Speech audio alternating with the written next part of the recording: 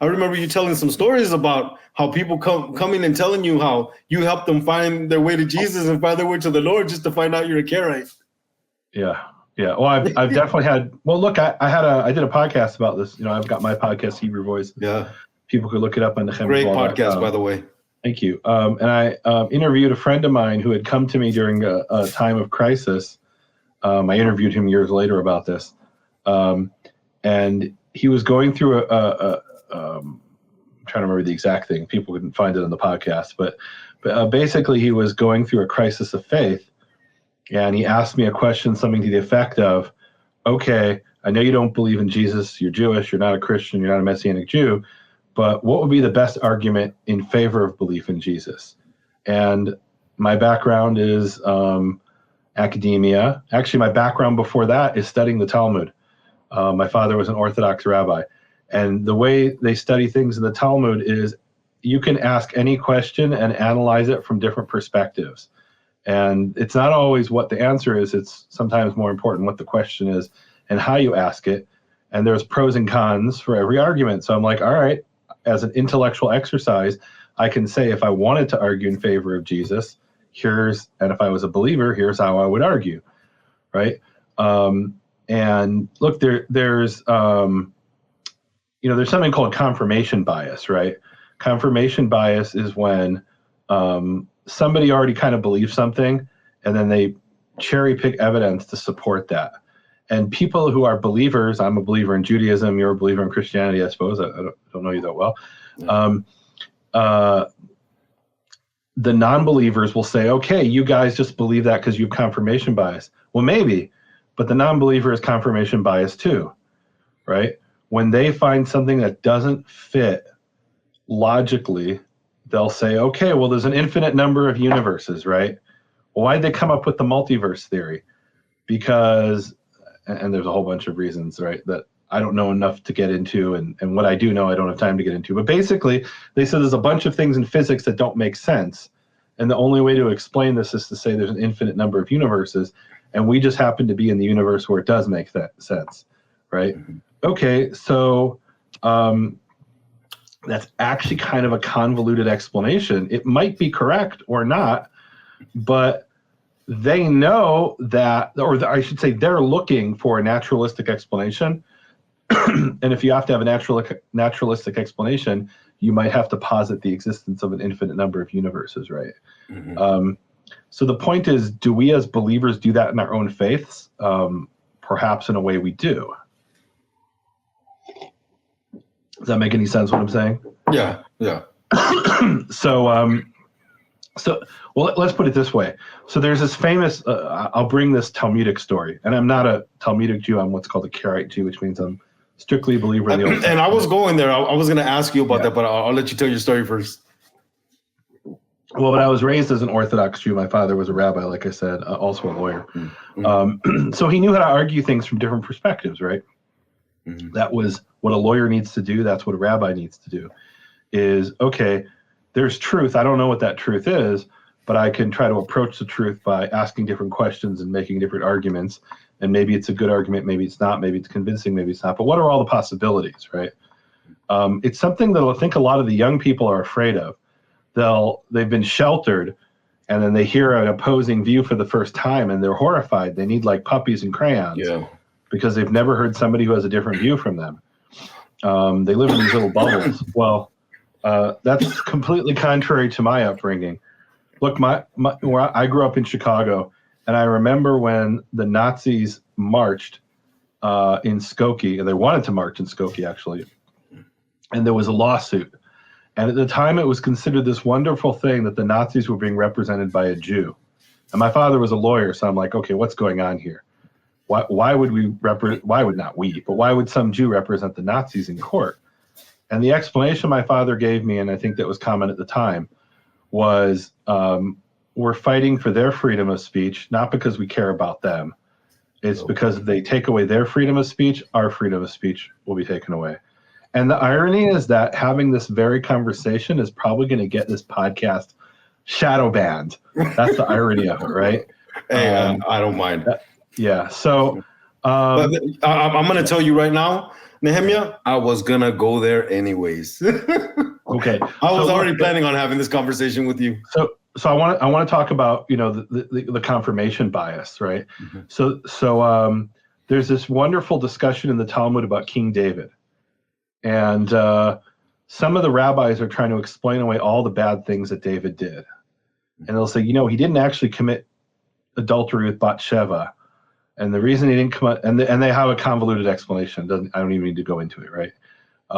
They'll say, well, technically she was divorced, and it's not what it says in the Bible, but they'll come up with these convoluted explanations. And there's a response to that in the Talmud, which is really beautiful. And it's another rabbi comes along and he says, you came up with these convoluted explanations because you're a descendant of King David. And so you're just trying to justify your ancestor to make yourself look better, right? There's this whole obsession with lineage that they talk about in the New Testament, right? Yeah. And look, that goes on in Judaism for sure. If it didn't, you wouldn't know you were Jesus' cousin. Right. But at the same time, I don't know the name of the farmer who spent his days, hunched over on his back, harvesting wheat, right? Because that guy's name wasn't recorded, right?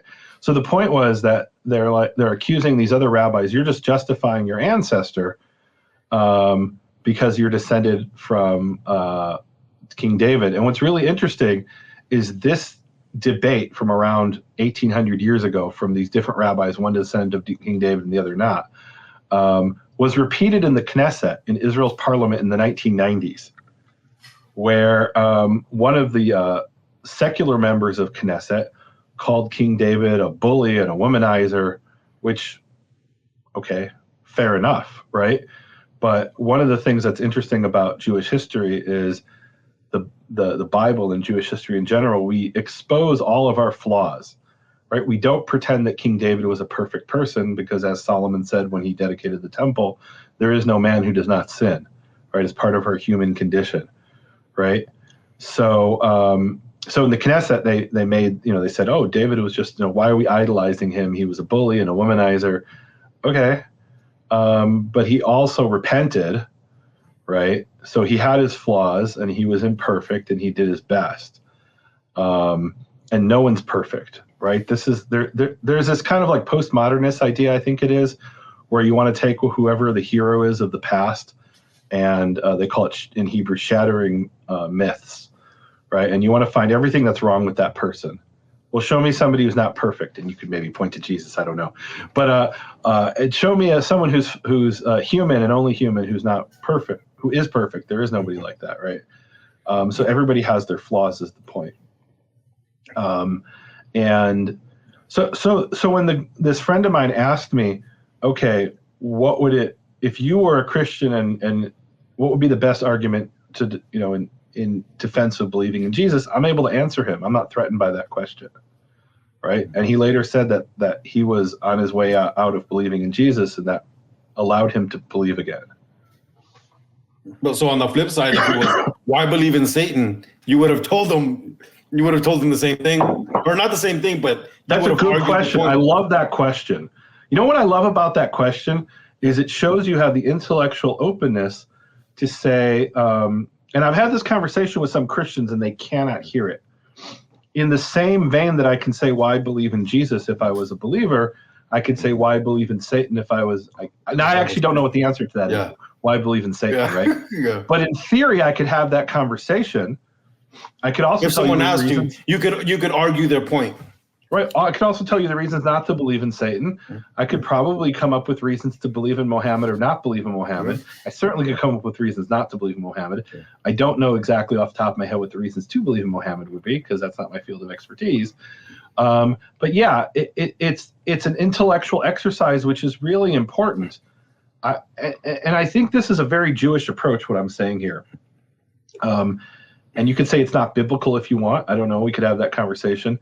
But it's certainly part of the Jewish culture as it evolved over the centuries, which is, like I said, to ask questions. I've been told by Christians that if they even questioned certain doctrines in their heart, they were afraid they were going to go to hell. Well, I personally think that's what you're supposed to do. You're supposed to question the world, and even if even if you believe all completely one way, you should know the other perspective. You should know the flip side of the coin and everything they're going to argue. Absolutely right. Well, that's how people get surprised, is they don't know what the other arguments is going to be. That's how people end up losing their faith in Christianity. I'm not saying always, but I've seen it happens where they've never heard the other argument, and they're presented with the most simple argument from the Jewish side or from the Muslim side, and they end up converting to Islam or leaving Christianity because they've just never heard the other argument.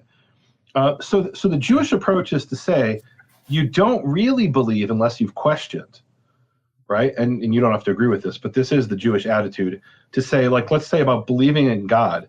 If you've never questioned that God exists, whether he exists or not, then you don't really believe in God. You're just repeating what somebody told you, right? That's the Jewish approach, right? And you don't have to accept that or agree with that. Well, but I believe there's a lot of value in that. Not an offense, but have you ever heard? I know you've heard that the joke of what happens when you get two Jews in a room. Yeah, you get three opinions. You get three opinions. Yeah, 3 opinions. Right. Which and my joke is when you get two Karaites in a room, you get 5 opinions. So, hey, that's a great thing. That's a great thing. Yeah. You should be able to explore everything. The guys that I told you to if you might be able to get on their podcast, that's the reason they started their podcast. They actually wrote up a list of things that couldn't be talked about in church, and sat there and talked about them. Yeah. Look, and I understand that people have emotional commitments to certain ideas, and so if I'm trying to think of an I'm trying to play the Nehemia's advocate here, right? In other words, if you came to me and said, okay, you say you're open about everything, let's talk about Holocaust denial and why you don't believe it. All right, kind of don't waste my time. I've met people who survived the Holocaust. Yeah. I've been to the death camps, right? So look at, and I think in American discourse, they call this the Overton window, right? So the Overton window are the things that are legitimate to discuss. But I think anything's legitimate to discuss, right? There was this Holocaust denier named David something or another. And he sued this Holocaust researcher named Deborah Lipstadt, and he sued her in British court because she called him she basically said like this, something which I don't think scholars generally will say. She'll say, David Irving, that was his name. So David Irving was a famous historian of World War II, like a serious historian. And then he started to deny the Holocaust.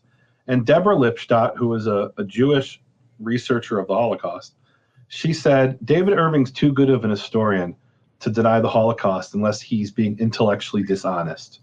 I hope I'm getting this right. Not, please don't sue me. So she was saying he knows he's misrepresenting the, this is my understanding of at least. She accused him of deliberately misrepresenting the sources. She said he's too good of an historian. It couldn't be by accident. He knows he's mistranslating the German texts and all that, whatever. I don't know the exact, I don't remember the exact details. This ended up in a court case. And I think it was a really important court case because Deborah Lipstadt had to prove certain elements of the Holocaust in court, and she won. And I'll be honest, I read some but here's the thing. Here's my point of bringing up the Deborah Lipstadt, David Irving case. So I actually read some of the descriptions and transcripts, I guess. They brought out a lot of the evidence, and you can find it online. And I'm like, how come I've never heard of this? I've been to Auschwitz, I've been to Majdanek, I've been to Treblinka, and nobody ever told me about these elements of the evidence, right? So I believe in the Holocaust because I've met Holocaust survivors, and I don't believe they're lying to me. I've met, and I've been to those places, and I've seen some of the things I've seen. I've seen bones in the ovens at Majdanek. All right. If 100 years from now, 200 years from now, no one's going to be able to say I met a Holocaust survivor. So bringing this into the public record was really important, right? Imagine if somebody came along 200 years later and they start to have the kind of conversations I'm hearing the postmodernists have today about the Holocaust, right? That's all Holocaust denial is. It's postmodernism applied to the Holocaust. It's really what it is. Holocaust denial is a form of anti-Semitism, and so is anti-Zionism, to me. It's very clear to me. Both of those are forms of postmodernism. So I think these are important questions to have. Here's my point of all this, and I'll let you ask your question, which is I've talked to Christians, and they'll say, okay, here's the reasons we believe in Jesus. And I'll ask what to me is a really basic question. Okay, have you taken that same thought pattern for proving Jesus and applied it to other figures in history? And they get deeply offended. How dare you compare belief in Jesus to belief in, whoever, just name it, right? Mm-hmm. It's not that it's an intellectual exercise that I think is very useful and important. And you might be asked 2 or 3 questions by an atheist or a Jew or a Muslim. And if you've never thought about these things, you're going to get blindsided.